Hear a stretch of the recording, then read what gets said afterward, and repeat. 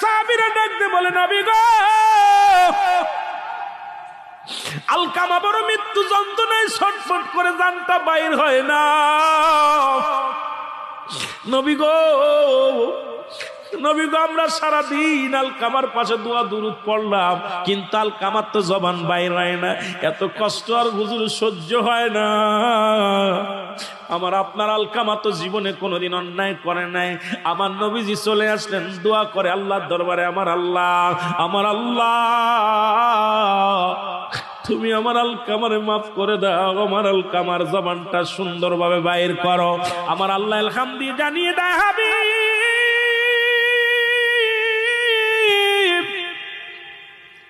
ওহির মাধ্যমে জানে দে জিবরিল দিয়া, নবী গো আপনার কি বলবো নবী গো, আপনার আলকামা নামাজ পড়তে, রোজা রাখতো, সবই ঠিক ছিল, কিন্তু মা জননীর সঙ্গে ব্যবহারটা ভালো করে নাই। জনম দুঃখিনী মা বড় কষ্ট পেয়েছি ইয়া রাসূলুল্লাহ, ইয়া হাবিবাল্লাহ, এই কারণে তার জবানটা বাইর হয় না। আমার যুবক বাজানেরা রে, একেতে নামাজ পড়িস না, মা বাবার সঙ্গে ভালো ব্যবহার করিস না, সুদ ঘুষ খাস, জিনা ব্যভিচার করিস, অন্যায় করিস, একটু দিলের কান্ডা লাগা শোনো। আল্লাহর নবী চলে আসলেন আলকামার বাড়ি। আলকামার বাড়ি এসে নবী সালাম দাও, আসসালামু আলাইকুম, এ বাড়ি আহল বাইত, ঘরের মধ্যে কেউ আসুনি, ঘরের ভিতর থেকে ওয়ালাইকুম আসসালাম। নবীজি ডাক দেখায়, মা গো, ও মা, তুমি ঘরের মধ্যে ঘুম। আলকামার মা ডাক দে কয়, নবী গো আপনি আসছেন, আমার বাড়িতে আসছেন, আমার সন্তানের কয়টা দিন মৃত্যু যন্ত্রণায় পড়ে আছে, আমার সন্তান মৃত্যু হয় না, জানটা তার বাইর হয় না, জিহ্বা বাইর হয়ে গেছে, চোখ দুইটা তার বড় বড় হয়ে গেছে। আলকামার জীবনটা অনেক কষ্ট চলে রে। যুবক বন্ধুরা, শুই না দিলের কান্ডা লাগা শোনো, আলকামার জানটা বাইর হয় না।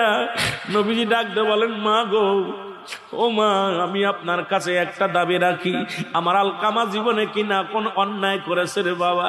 আলকামার মা কয়, নবী গো, আমার জানা মতে আমার আলকামা কোনোদিন নামাজ ছাড়ে নাই, আমার আলকামা কোনোদিন রোজা ছাড়ে নাই, আমার আলকামা কারোর সাথে দুর্ব্যবহার করে নাই, তবে একটা কষ্ট, আমার আলকামা সারা জীবন বোর পরামর্শ শুনতো, আমি মার কথা শুনতো না।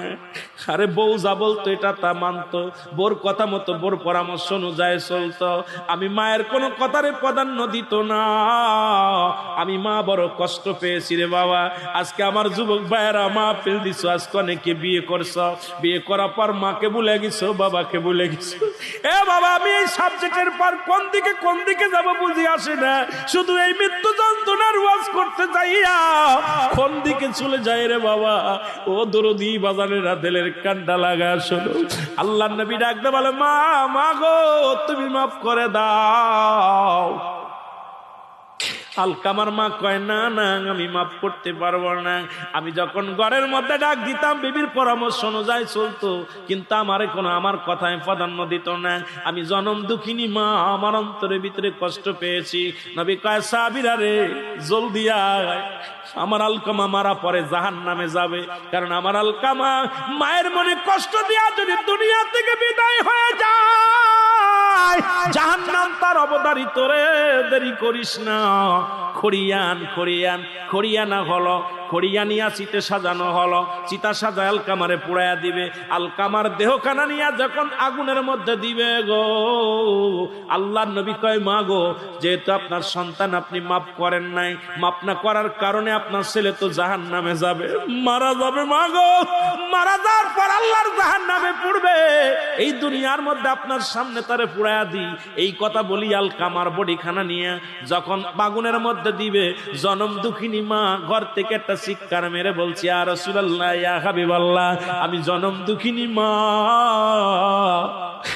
আমার সন্তানের এই কষ্ট আমি সহ্য করতে পারবো না, আমার সন্তানের আমি মাফ করে দিলাম। আর সঙ্গে সঙ্গে আলকামার জবান দিয়ে কালেমা বাইর হয়ে গেছে, লা ইলাহা ইল্লাল্লাহু। মুসলমান গভীর